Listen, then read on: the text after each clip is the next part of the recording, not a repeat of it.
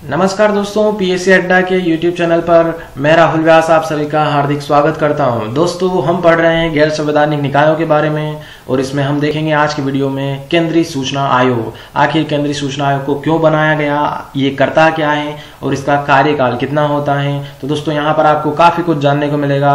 तो दोस्तों, स्टार्ट करते हैं आज का वीडियो। और घर पे रहिए, सुरक्षित रहिए, अपनी तैयारी जारी रखिए पीएससी अड्डा के साथ। दोस्तों, आपके लिए मोटिवेशनल क्वेट है कि असफलता जो है वो हमें सफलता के नए रास्तों की तरफ ले जाती है। यानी कि दोस्तों, जब आप काफी बार असफल भी होंगे तो जो वो असफलता है वो आपको काफी कुछ सीख देके जाती है, जिससे आप सफलता के जो है नए रास्ते खोज लेते हैं, उनकी ओर बढ़ जाते हैं और आप सक्सेस जो है होकर रहते हैं। तो दोस्तों, इसी मोटिवेशनल क्वेट के साथ हम चलते हैं हमारे वीडियो की ओर और जानते हैं केंद्रीय सूचना आयोग के बारे में। तो दोस्तों, जो केंद्रीय सूचना आयोग यानी कि CIC जो है, इसकी स्थापना 2005 में संसद द्वारा पारित सूचना का अधिकार अधिनियम 2005 के तहत जो है की गई थी। तो सबसे पहले तो जो CIC की स्थापना है 2005 में की गई थी, ये आप याद कर लीजिए।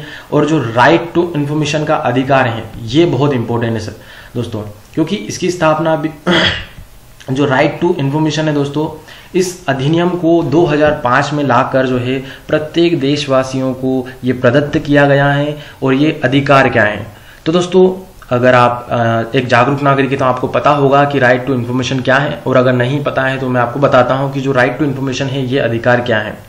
राइट टू इन्फॉर्मेशन अधिकार के तहत दोस्तों यह प्रावधान किया गया है कि प्रत्येक देशवासी को यह अधिकार है कि वह सरकार के द्वारा जो है क्या कार्य किए जाते हैं, जो सरकारी संस्थाएं हैं उसमें किस प्रकार से कार्यों को किया जा रहा है, अगर उनकी जानकारी जो है उनको पाने का, यानी कि प्रत्येक देशवासी को ये अधिकार दिया गया है इस अधिनियम के तहत कि उन्हें जो है उनके द्वारा जो गवर्नमेंट बनती है उनके द्वारा ही वो कार्य करते हैं। तो उनको ये अधिकार है, ये जानने का अधिकार है कि क्या कार्य किया जाता है। तो आप इस सूचना के अधिकार के माध्यम से आप ये जानकारी प्राप्त कर सकते हैं कि सरकारी संस्थाओं में किस प्रकार से किसी जो है, मान लो फॉर एग्जांपल सड़क बन रही है तो उस पर कितना व्यय हुआ है, इस बात की आप जानकारी ले सकते हैं। उसका कितना बजट आवंटित हुआ था।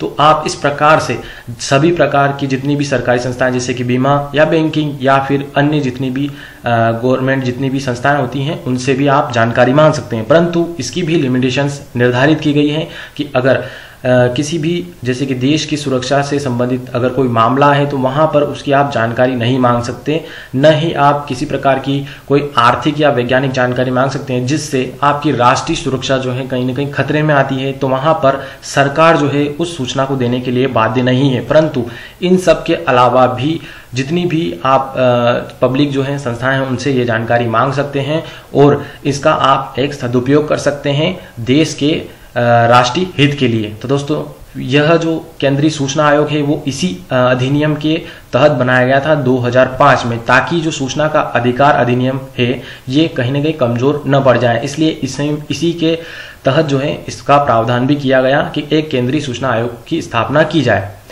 यह एक संवैधानिक निकाय नहीं है, अपितु एक सांविधिक निकाय है। अब तो आपको समझ में आने लग गया होगा अगर आप रेगुलर स्टूडेंट है कि सांविधिक निकाय है, यानी कि ये कानूनी निकाय है, क्योंकि इसकी स्थापना एक्ट के तहत की गई है। केंद्रीय सूचना आयोग जो है वो एक स्वतंत्र निकाय है। ये सरकार से पूर्णतः जो है स्वतंत्र निकाय है। किस प्रकार से वो भी हम देखेंगे। यह जो है अपने पास दर्ज शिकायतों की जांच करता है। जब कभी भी राइट टू इन्फॉर्मेशन संबंधित शिकायतें आएगी तो दोस्तों वहां पर ये क्या कर सकता है, जांच कर सकता है एवं उनका निराकरण कर सकता है, यानी कि उनका निपटान करने का इसको अधिकार दिया गया है। आयोग की जो अधिकारिता है सभी केंद्रीय लोक प्राधिकारियों पर है, यानी कि जितने भी सेंट्रल कर्मचारी होते हैं यानी केंद्रीय कर्मचारी होते हैं उनसे संबंधित कि वो क्या क्या कार्य करते हैं या कार्य नहीं करते हैं, तो उनकी भी जानकारी जो है इस आयोग की अधिकारिता में आती है, यानी कि उनको इन्फॉर्म करना पड़ता है। फिर दोस्तों, यह केंद्र सरकार एवं केंद्र शासित प्रदेशों के अधीन, यानी कि सेंट्रल गवर्नमेंट केंद्र यूनियन टेरिटरी के जो अधीन कार्यालय आते हैं, जितने भी सरकारी कार्यालय हैं, वित्तीय संस्थान है एवं जो सार्वजनिक क्षेत्र के उपक्रम है, उन आदि के बारे में शिकायतों एवं अपीलों की सुनवाई ये करता है। ठीक है दोस्तों, यहाँ पर आपको नॉर्मल सी जानकारी या छोटी सी जानकारी प्राप्त हो गई होगी जिससे आपको केंद्रीय सूचना आयोग के बारे में समझने में आसानी हो। फिर देखते हैं दोस्तों अब इसकी संरचना, इसके स्ट्रक्चर किस प्रकार से होता है। तो दोस्तों, केंद्रीय सूचना आयोग में एक मुख्य सूचना आयुक्त होता है तथा अधिकतम 10 केंद्रीय सूचना आयुक्तों का प्रावधान है। अभी वर्तमान में दोस्तों आपको पता होना चाहिए कि मुख्य सूचना आयुक्त कौन है, वो है बीमल जुल्का। तो दोस्तों ये याद रखिए कि जो बीमल जुल्का है ये अभी अभी करंट में इनको बनाया गया है मुख्य सूचना आयुक्त, और जो इसमें प्रावधान जो किया गया है इसकी संरचना में कि 10 केंद्रीय सूचना आयुक्त होंगे। तो अधिकतम का प्रावधान है दोस्तों यहाँ पर, परंतु अभी तक जो है केंद्रीय सूचना आयुक्त जो है वो 7 ही बनाए गए हैं, यानी कि 7 ही केंद्रीय आयुक्तों को नियुक्त किया गया है। ठीक है दोस्तों, तो मुख्य सूचना आयुक्त याद रखिए और अभी 7 केंद्रीय आयुक्त है, इसका भी आप ध्यान रखें। दोस्तों अब इनकी जो नियुक्ति है वो किस प्रकार से होती है, जो नियुक्ति समिति हम देख रहे हैं अभी तक, तो इनकी जो नियुक्ति है वो करते हैं राष्ट्रपति, परंतु जो राष्ट्रपति करते हैं वो भी इनकी नियुक्ति क्या करते हैं, एक 3 सदस्यीय कमेटी की सिफारिश पर करते हैं। अब इस 3 सदस्यीय कमेटी में कौन होगा, तो दोस्तों इस 3 जो सदस्य इस कमेटी होगी इसकी अध्यक्षता प्रधानमंत्री करेंगे, एक तो प्रधानमंत्री होंगे और वो अध्यक्षता करेंगे। इसके अलावा जो है लोकसभा में जो विपक्ष के नेता होंगे वो इसमें एज ए सदस्य के रूप में होंगे, और प्रधानमंत्री द्वारा कोई मनोनीत एक कैबिनेट मंत्री होंगे जो इसमें शामिल होते हैं। तो इनसे मिलाकर 3 सदस्यीय कमेटी बनती है, और वो 3 सदस्यीय कमेटी जो है सिफारिश करती है राष्ट्रपति से कि इन्हें जो है नियुक्त कर दिया जाता है। तो दोस्तों अब नियुक्त तो करने का आपने देख लिया, परंतु इनकी योग्यता क्या है दोस्तों, कि किसे जो है एक मुख्य सूचना आयुक्त या अन्य आयुक्त बनाया जाए, तो क्या योग्यता होगी, तो दोस्तों मुख्य सूचना आयुक्त एवं अन्य सूचना आयुक्तों का जो चयन है वो सार्वजनिक जीवन में, यानी कि पब्लिकली जो जीवन होगा उसमें उत्कृष्टता प्राप्त ऐसे व्यक्तियों में से किया जाता है जिन्हें विधि यानी कानून, विज्ञान, साइंस, तकनीकी, टेक्नोलॉजी, समाज सेवा यानी कि सोशल जो है सर्विस एवं प्रबंध यानी मैनेजमेंट, पत्रकारिता, जनसंचार या प्रशासन आदि का विशिष्ट अनुभव हो। यानी कि इन क्षेत्रों से संबंधित अगर किसी व्यक्ति को जो पब्लिक सर्वेंट रहा हो, पब्लिकली उन्होंने काम किया है, तो उनका अगर विशिष्ट अनुभव है तो वहां उस व्यक्ति को क्या किया जा सकता है, मुख्य सूचना आयुक्त या अन्य सूचना आयुक्त जो होंगे उनको नियुक्त किया जा सकता है। स्पेशली तो अभी जितने भी प्रशासनिक अधिकारी बनते हैं, जो IAS अधिकारी होते हैं, उन्हीं को मुख्य सूचना आयुक्त जो है बना दिया जाता है। ठीक है दोस्तों, तो ये उनकी योग्यता होगी। उन्हें संसद या किसी राज्य विधानमंडल का सदस्य नहीं होना चाहिए, यानी कि ये योग्यता नहीं होनी चाहिए उनमें कि वो किसी प्रकार से कोई सांसद है या विधायक है, तो उनको जो है नियुक्त नहीं किया जा सकता। इसके अलावा जो है लाभ के पद पर नहीं होना चाहिए, लाभ के पद पर भी हमने डिस्कस कर रखा है। इसके बाद जो है किसी लाभ के व्यापार या उद्यम में संलग्न ना हो, यानी कि वो किसी प्रकार से अपना कोई प्राइवेट काम नहीं कर रहा है, किसी प्रकार से कोई व्यापार नहीं कर रहा है, तो उसे ही यहाँ पर नियुक्त किया जा सकता है। फिर दोस्तों आप देखें कि जो मुख्य सूचना आयुक्त और अन्य आयुक्त होते हैं उनका कार्यकाल कितना है, तो दोस्तों इनका जो कार्यकाल होता है वो 5 वर्ष या 65 वर्ष की आयु, यानी कि जिनमें से इन दोनों में से या तो 5 वर्ष कंप्लीट करेंगे या फिर 65 वर्ष, अगर उससे पहले आयु हो जाती है 65 वर्ष की तो उस समय वो अपने पद को त्याग देंगे। तो 5 वर्ष यानी 65 वर्ष तक जो है वो अपने पद पर बने रह सकते हैं, ये इनका कार्यकाल बताया गया है। वे अपने पद पर पुनः नियुक्त नहीं हो सकते, यानी कि एक कार्यकाल पूर्ण होने के बाद वे अपने वापस से नियुक्त नहीं किया सकते हैं। ठीक है दोस्तों, अब दोस्तों हम देखते हैं कि इनको नियुक्त भी कर दिया हमने और वो भी देख लिया हमने कि कितने समय तक रहेंगे, परंतु अब इनको हटाने संबंधी क्या एक्ट में दिया गया है। तो राष्ट्रपति जो होंगे वो मुख्य सूचना आयुक्त एवं अन्य आयुक्तों को निम्नलिखित स्थितियों में उन्हें पद से हटा सकते हैं। ये क्या कारण होंगे जिनके कारण जो है वो उन्हें पद से हटा सकते हैं राष्ट्रपति, तो दोस्तों यदि वे दिवालिया हो गए हों, यानी कि वो पूरी तरीके से कंगाल हो गए हों, तब ये कंडीशन बन सकती हैं। इसके अलावा किसी अपराध के संबंध में दोषी करार दिया गया है, यानी कि किसी अदालत द्वारा उसे व्यक्ति को जो सूचना आयुक्त या मुख्य सूचना आयुक्त हैं तो उसे जो है अपराधी घोषित कर दिया गया हो, तो वहां पर भी ये कारण बनता है हटाने का। इसके अलावा कार्यकाल के दौरान लाभ के पद पर कार्य कर रहे हो, जैसा कि लाभ के पद पर अगर होगा तो वो उसे वापस से हटा सकता है, अपने मतलब जैसे कि प्राइवेट काम भी कर रहा है और मुख्य सूचना आयुक्त या आयुक्त भी हैं तो उसे हटाया जा सकता है। इसके अलावा दोस्तों कि शारीरिक या मानसिक रूप से अपने दायित्वों का निर्वहन करने में वह अक्षम हो, यानी कि वो या तो पागल हो जाए या फिर किसी प्रकार से भी जैसे कि अपंग भी हो जाए तो वो अपने कार्यों को करने में अक्षम हो जाएगा तो उसे हटा देंगे।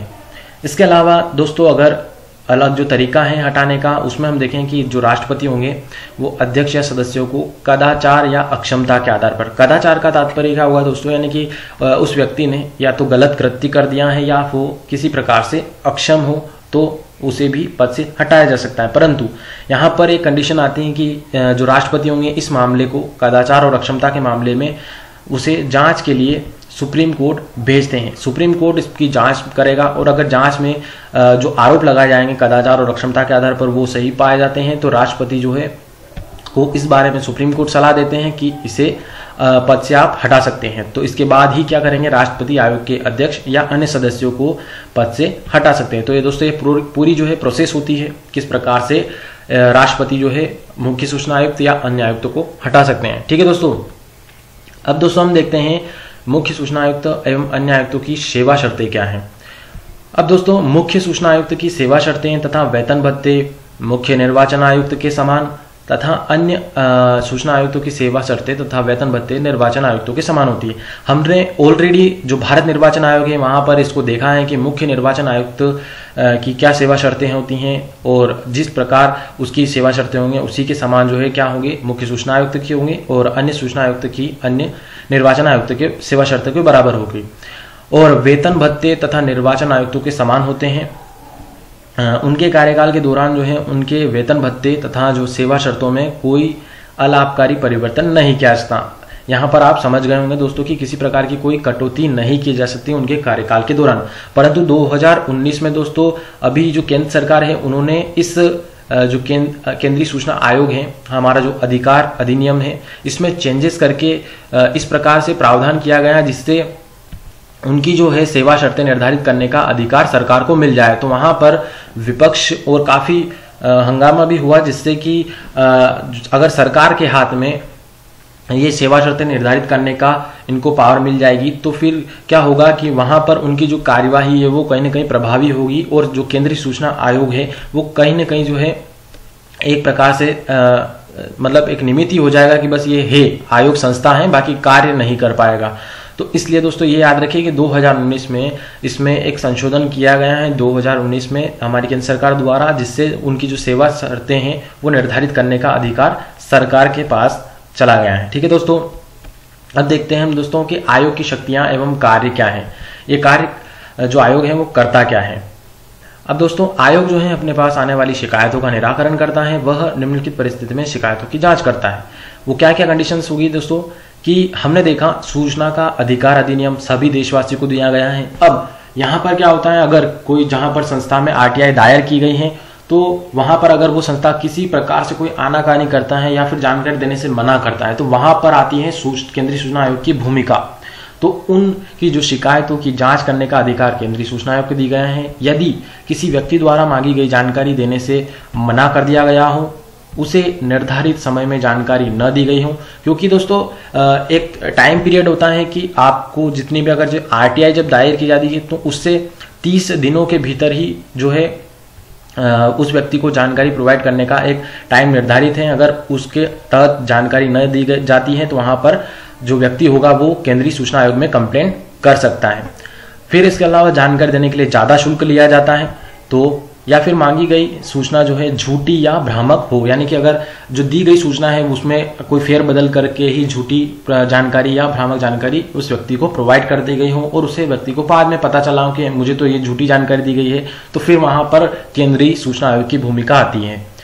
इसके अलावा यदि कोई जो है व्यक्ति जो है कोई विभाग या कार्यालय जो है किसी सूचना को प्रस्तुत करने में असमर्थ रहता हो, यानी कि रहा हो, तो दोस्तों वहां पर भी आप शिकायत दर्ज कर सकते हैं। फिर इसके अलावा कोई अन्य मामला जो सूचना प्राप्ति से संबंधित हो, यानी कि जितनी भी आरटीआई संबंधित शिकायतें आएगी सूचना संबंधित, तो वहां पर केंद्रीय आयोग कार्य करेगा। ठीक है दोस्तों, तो इसको ये पावर दी गई है। इसके अलावा आयोग जो है ऐसे मामलों में जांच का आदेश दे सकता है। जांच करते समय आयोग को दीवानी न्यायालय की शक्तियां प्राप्त होती हैं, यानी कि दोस्तों उसको दीवानी न्यायालय के बराबर की शक्तियां दी गई हैं। इस प्रकार आयोग किसी कार्यालय से दस्तावेज को मंगा सकता है, उसकी जांच कर सकता है और समन जारी कर सकता है, यानी कि उसे नोटिस जारी कर सकता है जिस संस्था से संबंधित अगर वो कार्यालय से जांच का आता है। ठीक है दोस्तों, इसके अलावा जांच के समय सभी सार्वजनिक दस्तावेजों को आयोग के समक्ष प्रस्तुत करना अनिवार्य होता है। आयोग जो होगा वो अपनी वार्षिक रिपोर्ट क्या करेगा, केंद्र सरकार को प्रस्तुत करता है और केंद्र सरकार जो है इस रिपोर्ट को क्या करते हैं, संसद के दोनों सदनों के पटल पर रखती है।